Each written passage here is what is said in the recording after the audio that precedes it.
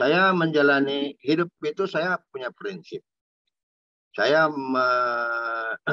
meyakini bahwa dan menjalankan prinsip itu bahwa hidup itu adalah perjalanan waktu. Ya. Jadi ya bersyukur Pak Bambang bisa mencapai usia 65 tahun ya. Dan tentunya manusia hidup itu karena perjalanan waktu. Kita lahir ada di muka bumi itu bukan atas kehendak kita, tapi atas kehendak Ilahi. Dan karena perjalanan waktu kan pasti berakhir ada waktu. Bisa esok, bisa lusa, kita tidak tahu. Yang kuasalah Gusti Allah yang akan menentukan. Dan ketika kita berakhir, kita wajib mempertanggungjawabkan segala sesuatunya kepada Sang Penciptanya. Nah, oleh karena itu, karena hidup itu perjalanan waktu, saya seperti air mengalir. Jadi anggota DPR itu bukan cita-cita saya. Tapi lalu tersandarkan sampai sekarang menjadi 6 kali. Saya meyakini itu karena kehendak Gusti Allah, yang saya meyakini itu karena saya menjalani waktu sebagaimana waktunya.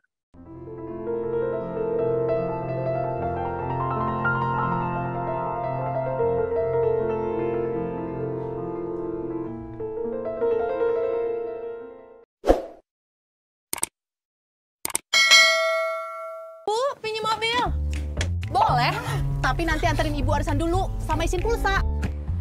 Transferin buat bayar arisan, terus nanti ambilin cash juga. Pinjam mobil sekali, nantinya banyak. Makanya perbanyak transaksi, kumpulkan poin, lalu tukar dengan kupon undian di BNI Mobile Banking dan menangkan hadiahnya. Gak pakai nanti.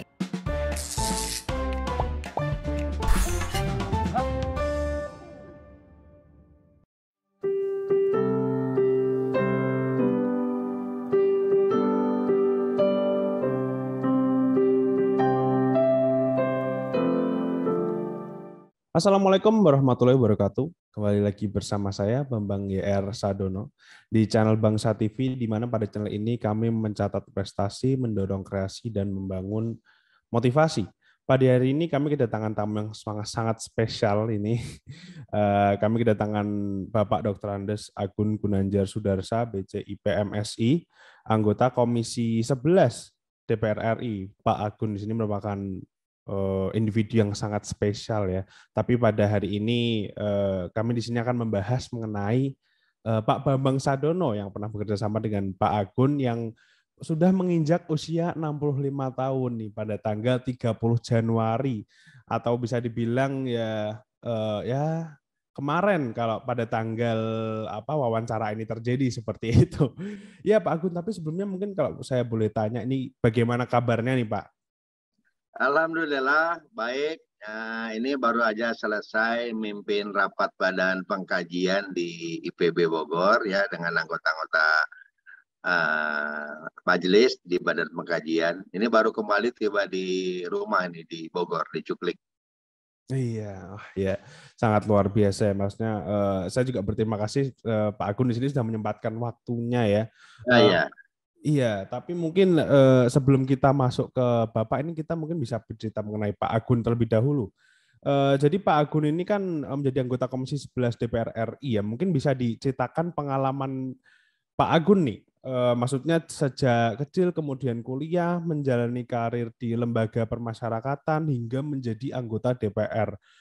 Itu DPR-nya 6 kali, maksudnya jangan itu ya, ini nggak main-main ini Pak Agun. Saya juga katanya saya pernah dengar katanya itu Pak Agun itu dulu masa kecilnya dulu juga itu ya jualan es kemudian menjadi supir. Apakah itu benar Pak? Betul.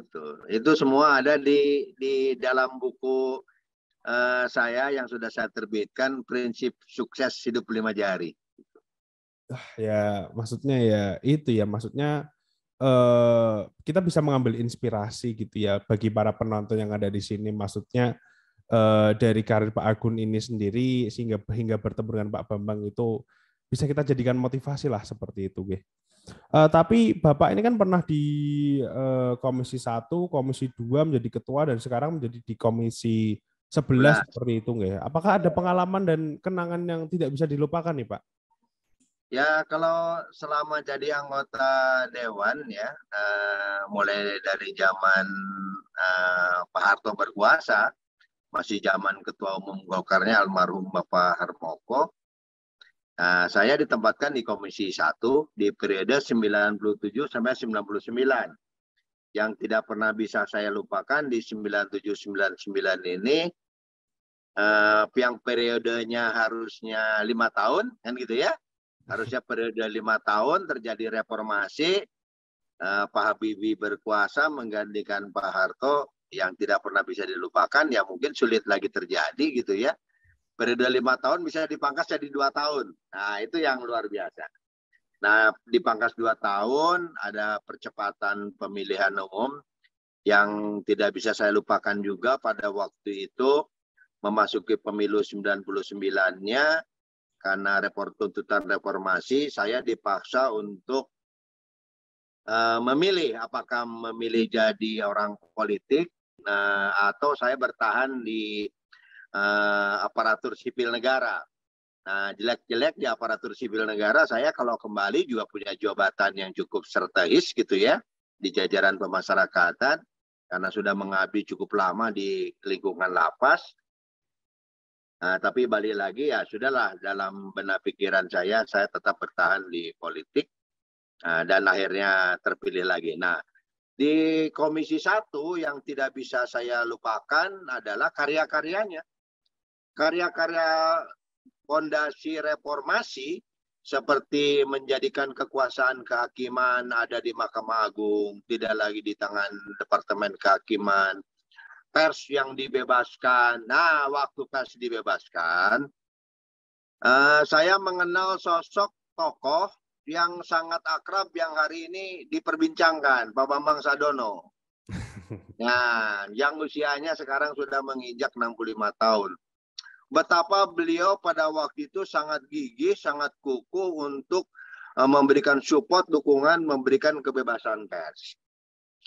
Jadi kalau boleh dikatakan pers bebas hari ini, ya pers bisa bebas hari ini, itu tidak bisa lepas dari kiprah kinerja kepemimpinannya Pak Habibie dengan Menteri Penerangannya Bapak Letjen TNI Yunus Yospia, dan mendapatkan respon positif di Komisi 1, kita gegap gempita, bergembira. Nah, salah satu yang mensupportnya itu Pak Bambang Sadono. Dan di situ saya mengenal, jumpa pertama kali dengan Pak Bambang Sadono secara fisikly. Walaupun secara personal, saya sudah mengenal beliau lama ya. Dia seorang penulis, seorang media yang sudah banyak karyanya, saya sudah kenal beliau. Tapi lebih intens, lebih komunikatif, lebih sering diskusi, membahas berbagai kebijakan-kebijakan awal-awal reformasi itu ketika di Komisi 1. Jadi saya sesuatu yang tidak bisa saya lupakan, harusnya media hari ini mencatat. Salah satu orang yang juga berkiprah terhadap kebebasan pers pada waktu saat ini yang berlangsung itu ada andilnya Pak Bambang Sadono di Komisi 1. Itu yang menurut hemat kami sesuatu yang mungkin sangat fundamental. Selain kekuasaan kehakiman yang semuanya berada di dalam satu atap, pers dibebaskan, yang berikutnya juga hak asasi yang kita di Komisi 1 juga diberikan tugas untuk memberikan persetujuan untuk pembebasan para narapidana politik, tahanan-tahanan politik. Ya, itu juga dibebaskan pada saat itu. Nah, termasuk di Komisi 1 pula kita yang menggagas pemikiran tentang bagaimana pemisahan TNI dan Polri. Karena waktu itu di Komisi 1 juga menangani masalah pertahanan. Isu-isu reformasi secara keseluruhan semua waktu itu ada di Komisi 1. Jadi pemikiran-pemikiran, gagasan-gagasan reformasi itu tidak bisa lepas dari teman-teman, sahabat-sahabat di Komisi 1. Ada Ibu Aisyah Amini, ada Ibu Ida Farida, ada Pak Jen Bajeber, ya, ada Wati Amir, ada saya, ada diantaranya Pak Bambang Sadono.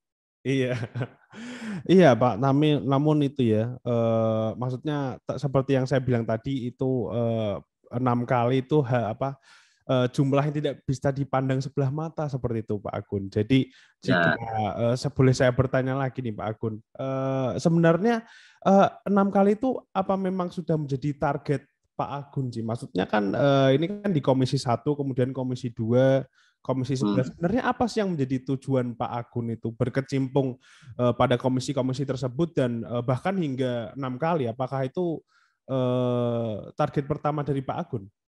Enggak. Saya menjalani hidup itu saya punya prinsip.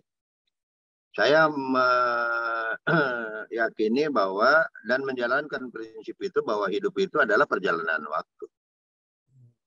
Ya. Jadi ya bersyukur Pak Bambang bisa mencapai usia 65 tahun ya. Dan tentunya manusia hidup itu karena perjalanan waktu. Kita lahir ada di muka bumi itu bukan atas kehendak kita, tapi atas kehendak Ilahi. Dan karena perjalanan waktu kan pasti berakhir ada waktunya. Bisa esok, bisa lusa, kita tidak tahu. Yang kuasalah Gusti Allah yang akan menentukan. Dan ketika kita berakhir, kita wajib mempertanggungjawabkan segala sesuatunya kepada Sang Penciptanya. Nah, oleh karena itu, karena hidup itu perjalanan waktu, saya seperti air mengalir. Jadi anggota DPR itu bukan cita-cita saya.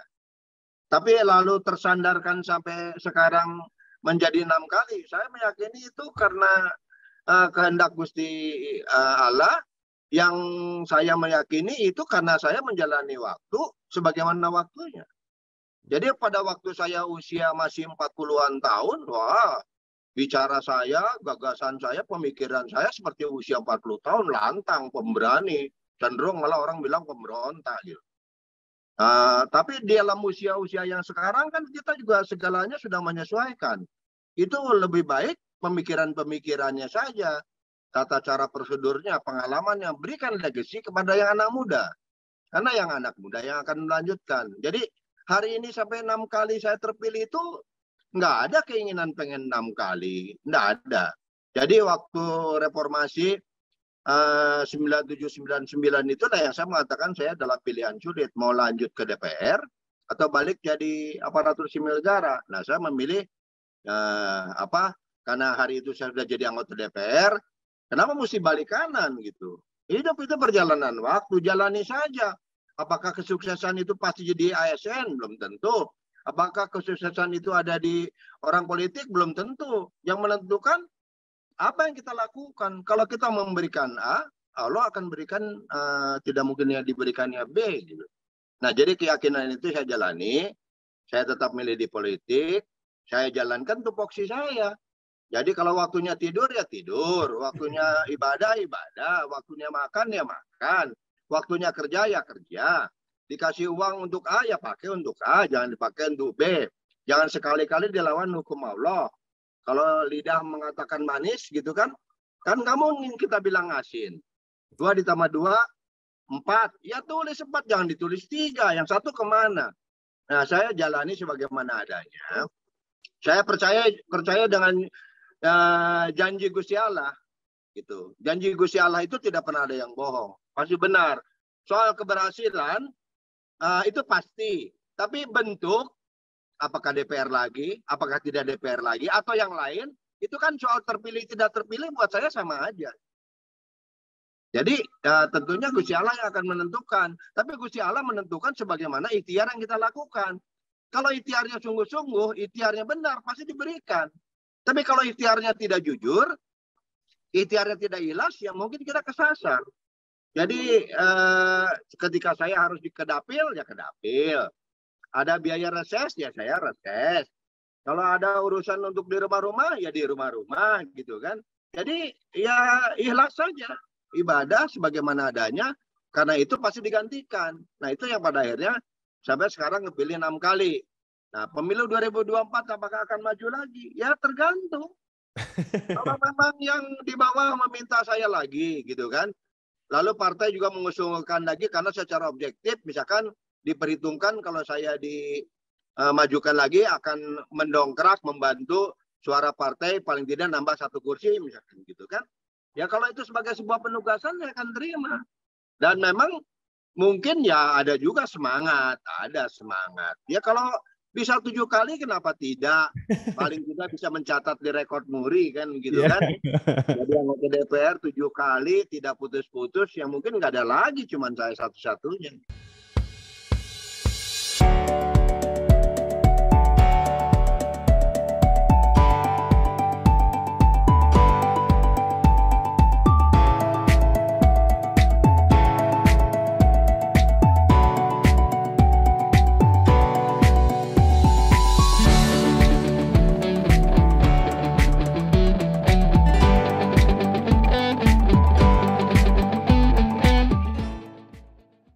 Iya.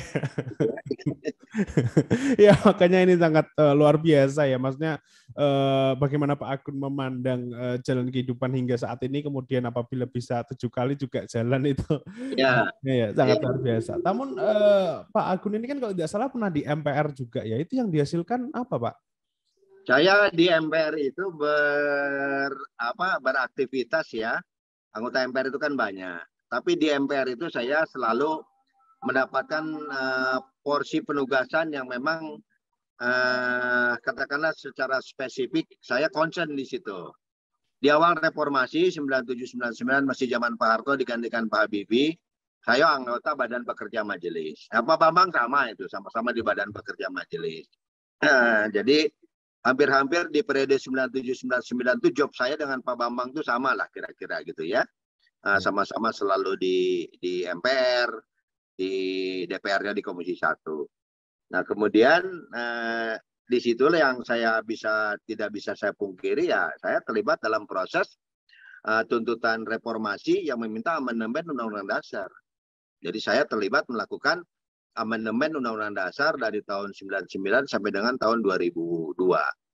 Bagaimana menegaskan kedaulatan itu yang dulu dilakukan sepenuhnya oleh MPR, pada akhirnya setelah MPR berkuasa itu yang terjadi sangat otoritarian gitu ya. Kita bisa lihat perjalanan konstitusi kita, Bung Karno bagaimanapun presiden ya, pemimpin besar revolusi, orang yang jasanya baik. Pak Harto bagaimanapun karyanya tidak bisa dipungkiri. Digantikan lagi oleh Pak Habibie. Pak Habibie itu kan juga karya yang sangat fundamental sebagai bapak reformasi juga tidak bisa kita pungkiri. Ekonomi yang terpuruk bisa segera pulih kembali. Tapi pertanggungjawabannya ditolak. Gitu kan? Lalu pemilu yang sangat demokratis, dipuji internasional. Terpilih Gus Dur, ya, presiden ya, yang membawa politik non-diskriminatif. Bagaimanapun beliau meletakkan fondasi-fondasi yang cukup baik di negara kita. Tapi karena kepentingan politik dia dijatuhkan. Ya kan?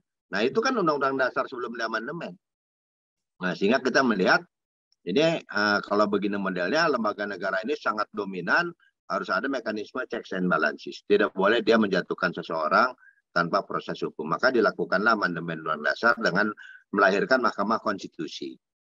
Jadi sekarang itu tidak bisa lagi menjatuhkan presiden tanpa melalui putusan hukum. Nah makanya sejak 2002 selesai, Bu Mega jadi presiden, sejak itu tidak ada lagi pemajulan presiden. Tapi bukan berarti presiden tidak bisa dimajukan. Yang sekarang pun bisa dimajukan apabila memang betul-betul memenuhi persyaratan Undang-Undang Dasar sebagaimana diatur dalam pasal 7A, 7B, 7C, gitu kan? Betul-betul melanggar konstitusi dan sebagainya. Jadi termasuk di sana menegaskan tentang anggaran pendidikan 20%, gitu kan? Termasuk juga dengan masalah-masalah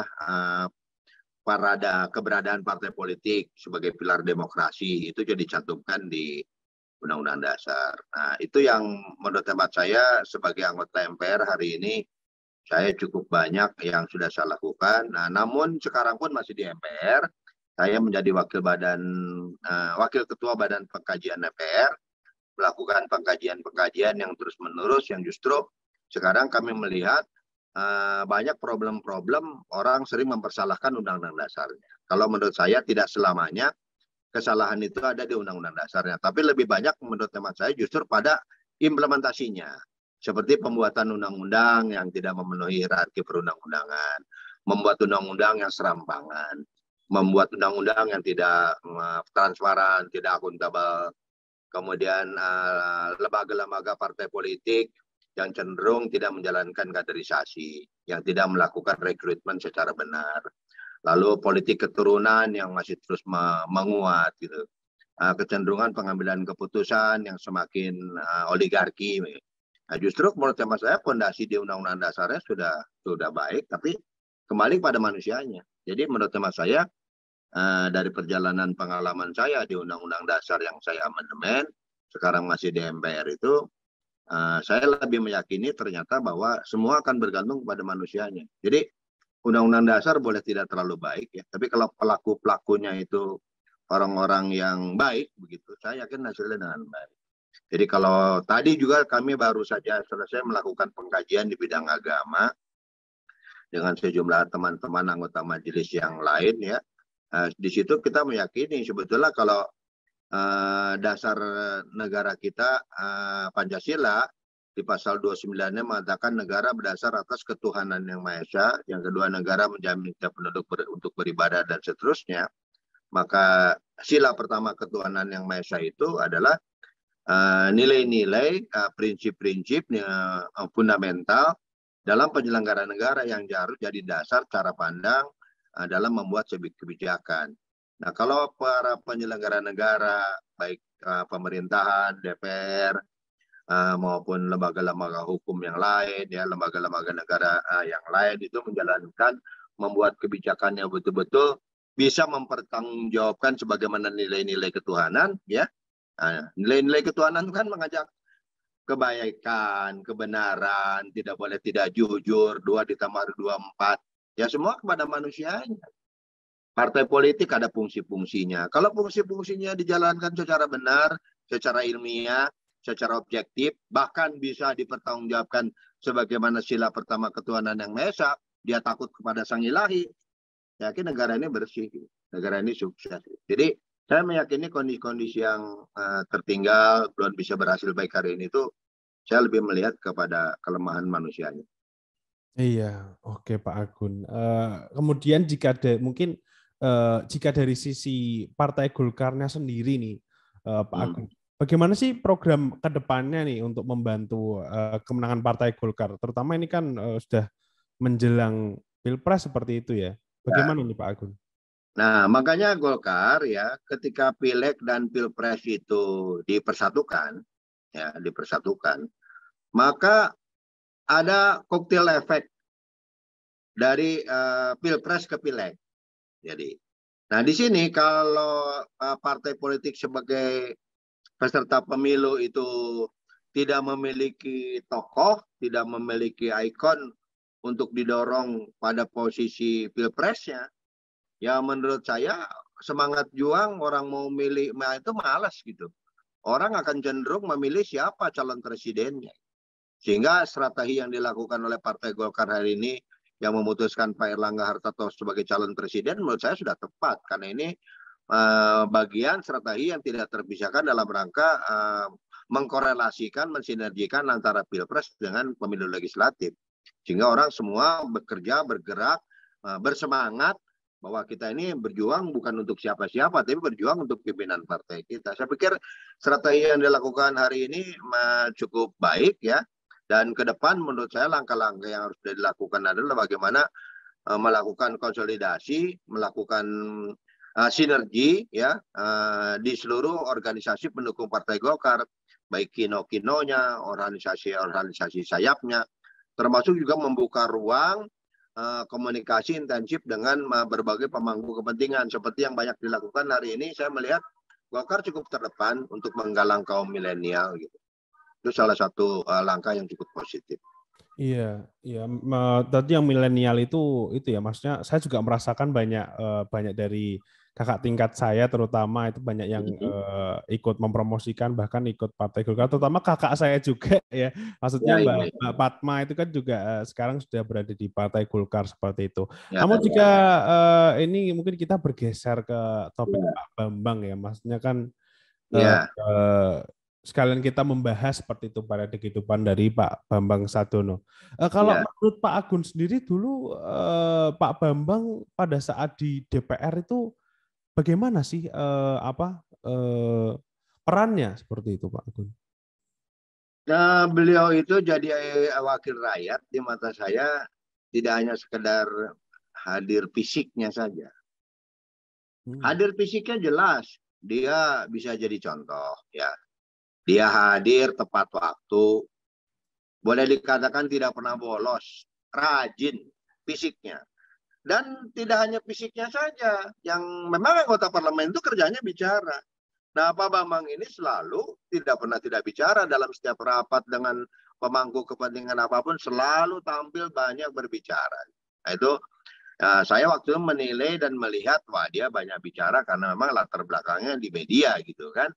Nah, jujur saya mengatakan bahwa Pak Bambang ini kan juga ada dari Golkar itu anggota PWI, ya mantan ketua umum PWI yang juga jadi anggota di Komisi 1, Inten. Nah, saya banyak komunikasi. Jadi dengan kata lain Pak Bambang di mata saya tidak hanya hadir secara fisik dalam kegiatan di parlemen, tapi pemikiran-pemikirannya pun hadir dan banyak berkontribusi dalam berbagai pengambilan keputusan di Komisi 1 waktu itu.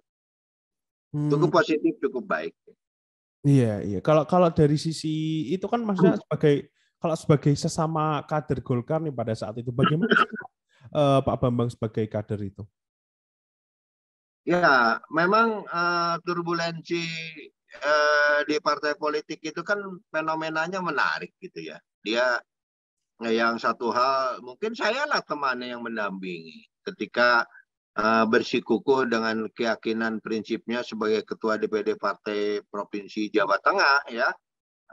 Ada selisih pandangan pemikiran dengan DPP-nya pada waktu itu sampai berimplikasi Pak Bambangnya tergeser dari komposisi kepengurusan di Golkar ya.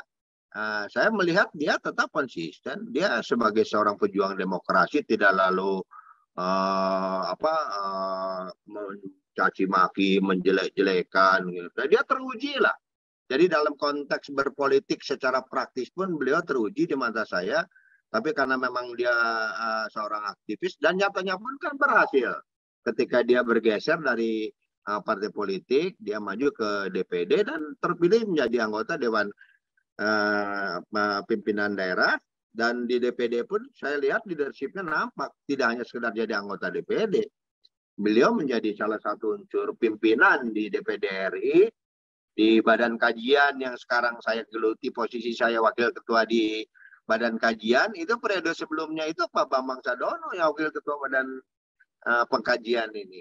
Jadi artinya memang pemikiran-pemikiran beliau itu cukup progresif, cukup maju ya. Dan kalau dia berhasil pada sebuah posisi berarti kan diakui karyanya oleh lingkungan. Iya. Tapi ya memang itu ya sudah terlihat juga sih perannya. Tapi tadi sudah disinggung oleh Pak Agun ya. Maksudnya kan setelah dari DPR itu kan Bapak ke DPD ya. Setelah DPRD masuk DPD, independen seperti itu. Lah pada saat keluar dari Partai Golkar, keluar dari DPR, kemudian hingga sekarang seperti yang kita tahu membaca channel YouTube seperti ini, Pak Agun itu masih komunikasi nggak sih dengan Pak Bambang pada saat beliau keluar? Jadi Pak Bambang dengan saya itu memiliki kesamaan cara pandang dalam hidup ya. Jadi kita berpandangan bahwa hidup itu perjalanan waktu, tidak boleh waktu 24 jam yang diberikan kepada kita. Kita masih diberikan kesehatan, diberikan berbagai kenikmatan sama Gusti Allah itu, lalu kita biarkan. Itu tidak boleh. Karena manusia yang baik itu adalah manusia yang bermanfaat bagi sesama. Artinya apa? Kita harus tetap berkontribusi atas waktu yang diberikan pada kita, kesehatan yang diberikan kepada kita, pemikiran-pemikiran yang masih juga ada diberikan kepada kita. Sepanjang kita masih sehat, kuat, ya itulah perjalanan waktu. Buat Pak Bambang nampaknya sama dengan saya, itu sebuah kewajiban. Sebuah kewajiban yang harus kita kerjakan, kita lakukan. Jadi tidak boleh kalau kita punya gagasan, punya pemikiran, punya ini, lalu dibiarkan begitu saja. Ya harus di follow up, harus dilangkahkan, harus digerakkan. Nah, sehingga yang tentunya yang akan menghentikan itu semuanya Gusti Allah gitu ya. Dan juga yang akan menghentikan juga pada posisinya waktu. Nah, sejalan dengan perjalanan waktu ya tidak mungkin kan usia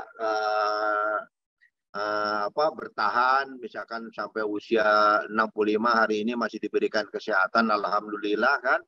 Nah, tapi kan secara jujur kita harus akui bagaimanapun 65 tahun beda dengan yang 35 tahun. Nah gitu.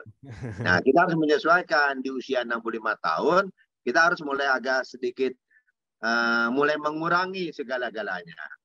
Ya harus dikurangi segala-galanya, bobot waktu, bekerja, membuat waktu berolahraga, membuat waktu berpikir, harus sudah mulai dikurangi karena memang pelumas-pelumas kita yang dalam tubuh kita, sulfur-sulfur kita yang ada dalam tubuh kita itu kan sudah dipakai sekian puluh tahun.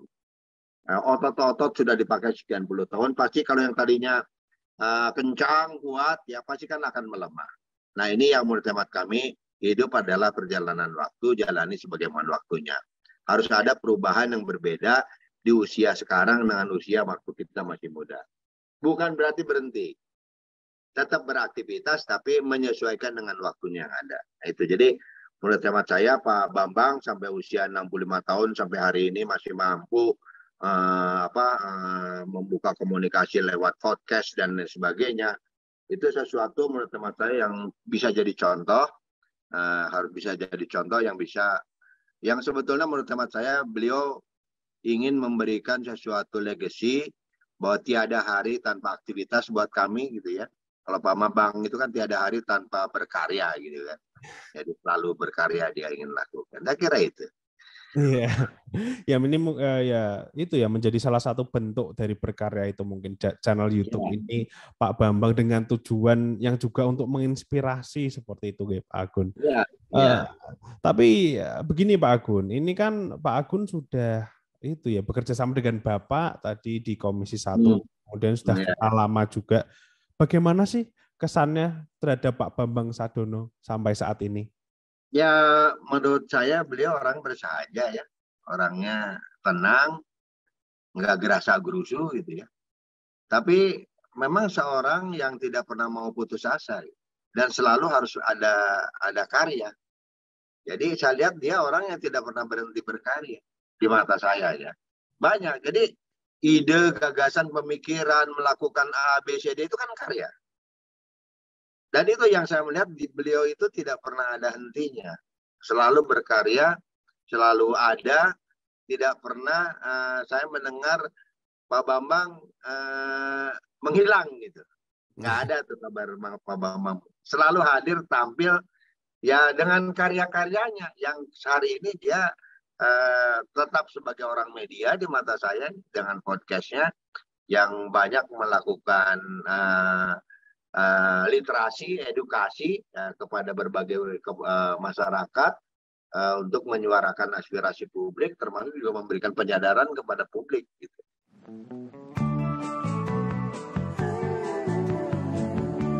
Soal KPR dan punya rumah, dari dulu cuma ada satu nama, satu bank yang megang banget. Sekarang, A sampai Z-nya serba digital buat kita. Cukup satu website untuk mulai cari hunian yang oke.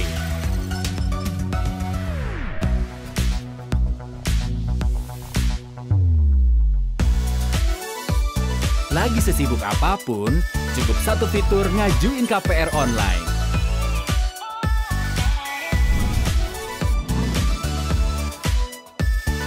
Sampai satu aplikasi biar gampang bayar biaya rutin. Kini, semua ada di jarimu. Satu nama dengan pengalaman 45 tahun memimpin segmen KPR. KPR pasti BTN. Iya, tapi itu ya justru di usia 65 ini bisa dibilang sudah usia senja seperti itu sepertinya ini ya, jika tidak beraktivitas itu malah membuat badan menjadi lebih down, kemudian pikirannya jika tidak dilatih terus kok sepertinya menjadi kurang sehat seperti itu Pak Agun. Kemudian ini kita masuk ke pertanyaan terakhir ya Pak Agun. Jadi seperti yang kita tahu kan Bapak sudah menginjak usia 65 nih, masuk ke dunia media sosial, kanal YouTube, membuat channel seperti itu. Apa sih harapan ke depannya untuk Pak Bambang Sadono? Ya, harapan saya dengan kemampuan, dengan kompetensi yang dimiliki oleh Pak Bambang, dengan sejumlah pengalaman asam garamnya menjalani kehidupan, termasuk pengalaman-pengalaman di bidang media. Beliau mengalami bagaimana zaman media yang sangat amat super ketat, ya harus lapor dan lain sebagainya, sampai sekarang punya kebebasan. Menurut saya yang bisa dilakukan oleh Pak Bambang ke depan itu adalah memberikan sejumlah pengalaman-pengalaman yang mungkin hal-hal itu menjadi sangat penting, sangat berharga, baik di dunia media maupun di dunia politik maupun di dunia kehidupan lainnya, sebagaimana pengalamannya Pak Bambang kepada sejumlah anak muda. Karena anak muda ini hari ini di mata saya harus selalu diingatkan gitu ya, harus selalu diberikan pemahaman yang hari ini ada kecenderungan kalau dibiarkan juga menurut saya jangan sampai dia berpikir untuk apa sih mikirin Pancasila gitu. Memangnya Pancasila memberi kehidupan. Itu kan udah ngapain sih ikut pemilu nggak pemilu juga kita tetap harus kerja, harus makan. Akhirnya tidak. Nah, kesadaran pemikiran itu menurut hemat saya Pak Bambang bisa memberikan sejumlah pengalaman bagaimana kalau semua orang sudah apatis dalam politik, maka yang akan lahir itu ya pemimpin-pemimpin gombal yang punya harta kekayaan, punya kekuasaan. Nah, dan bagaimana menjadikan pemilih cerdas, pemilih yang bertanggung jawab. Dia tidak sadar seorang, tapi kalau lalu jutaan orang melakukan hal yang sama, artinya memberikan mandat kepada siapa saja yang mau memilih, ya bagaimana? Jadi itu yang menurut teman saya harus juga diingatkan pada kaum muda. Teknologi, penguasaan teknologi ya menjadi penting gitu ya. Tapi kalau tidak juga dibarengi dengan keyakinan bahwa kita ini manusia yang segala-galanya punya keterbatasan, ada sang Khalik, ada sang pencipta, tiba-tiba kita besok bisa dipanggilnya gitu kan. Kan tidak juga lalu bisa berpikir mengabaikan itu semua. Maka akan muncul gagasan-gagasan pemikiran yang pada akhirnya bisa terbawa dalam kecenderungan sekularisme. Kalau sudah bicara sekularisme itu kan sudah mengedepankan duniawi semata, tinggalkan hal-hal yang sifatnya hubungan dengan ilahi itu nggak ada. Padahal Indonesia adalah negara yang berdasar atas ketuhanan. Nah, kalau udah kondisi kayak gini kan bisa berubah cara pandang kita. Yang dulu suka bergotong royong, saling bahu-membahu, kita berkumpul bersama. Dengan adanya teknologi digital kan menjadi sangat individualis gitu. Jadi orang lebih percaya mesin daripada percaya manusia. Nah, padahal mesin itu dikendalikan oleh manusia. Nah, kalau pengendali manusianya juga sudah hanya berorientasi kepada teknologi semata, kepada mesin semata tanpa ada dialog sosial, sakit, pedih, adil, tidak adil itu kan dialog sosial yang perlu menjadi perhatian. Menurut saya Pak Bambang bisa berkontribusi, berkarya yang bisa, dan itu kebutuhan menurut saya, kebutuhan. Dan ini juga hal yang menurut teman saya belum ada kesungguhan, keseriusan sampai hari ini dunia pendidikan, kampus merdeka yang seperti apa, lalu merdeka belajar seperti apa. Itu kan hal-hal yang juga harus disampaikan pada publik, sehingga publik hari ini di dunia pendidikan tidak cukup hanya berbekal kompetensi keilmuannya aja, tapi juga setelah lulus outcome-nya itu dia betul-betul seseorang yang berintegritas Indonesia, berkarakter Indonesia, yang ada hormat menghormatinya, menghargainya, ada teposileronya, ada toleransinya.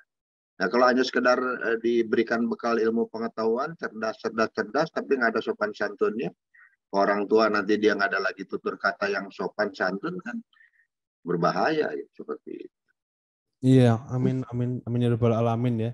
Ya, sangat luar biasa apa yang pesan yang disampaikan oleh Pak Agun di sini. Tentunya ini sangat bermanfaat bagi saya ya, dan penonton juga. Moga-moga menjadi manfaat juga bagi Pak Agun. Sebelum selesai sesi wawancara pada hari ini, mungkin ada kata-kata penutup dari Pak Agun? Ya, Saya hanya ingin mengingatkan saja. Kalau mau mengukur baik buruknya kita, akan berhasil tidaknya kita. Lihat tangan kita. Di tangan inilah kita bisa menentukan kita baik atau tidak baik. Karena tangan ini yang mulai kita mandi, ya, bersih-bersih, makan, minum, ya, ngangkat, gitu. Sampai ke tanda tangan, ngangkat orang, menggaji orang, memberhentikan orang, memberikan penghargaan, menghukum orang, semua di tangan.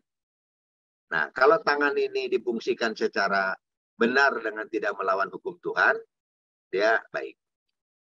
Dia seorang arsitek, dia seorang engineer, dia akan gunakan ilmunya, tangannya baik, kalau dia merancang bangun itu dengan tidak merusak alam. Ada aliran air, maka aliran air ketika bangunan dibangun, air ini harus tetap diarahkan kemana salurannya, supaya dia sampai ke laut. Kalau enggak dia akan banjir.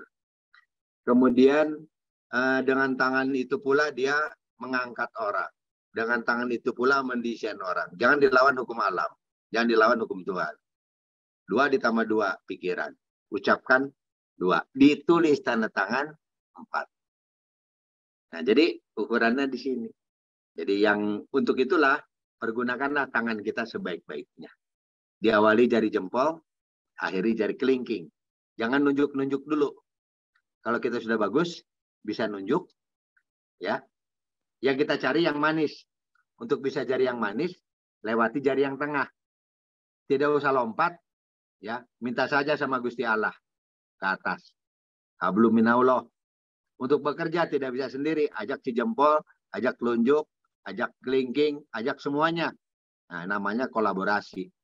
Gitu kan? Nah, seperti tangan mengepal. Nonjok kuat, ngangkat kuat, karena rame-rame. Nah, namanya ini hablum minanas. Hablum minallah, hablum minanas dapat nih, dapat istri, dapat jodoh, dapat pekerjaan, ya, dapat rezeki yang manis cari manis ini. Nah, kalau sudah dapat rezeki, ingat yang kecil. Nah, jangan sombong, jangan aku ingat fakir miskin. Nah, itu saja. Salam 5 jari, pesan terakhir saya. Iya, iya, sangat menginspirasi sekali ya. Moga-moga penonton di rumah ini bisa termotivasi untuk bekerja dan menerapkan juga apa yang sudah diucapkan oleh Pak Agun di sini. Di sini saya mengucapkan terima kasih untuk Pak Agun sudah menyempatkan waktunya ya untuk sharing-sharing ke channel Bangsa TV ini. Di sini saya juga mohon maaf apabila ada kata-kata yang kurang mengenakan atau kata yang saya salah ucapkan, Pak Agun. Jika begitu, selesai sudah wawancara kita pada hari ini. Tetap di channel Bangsa TV.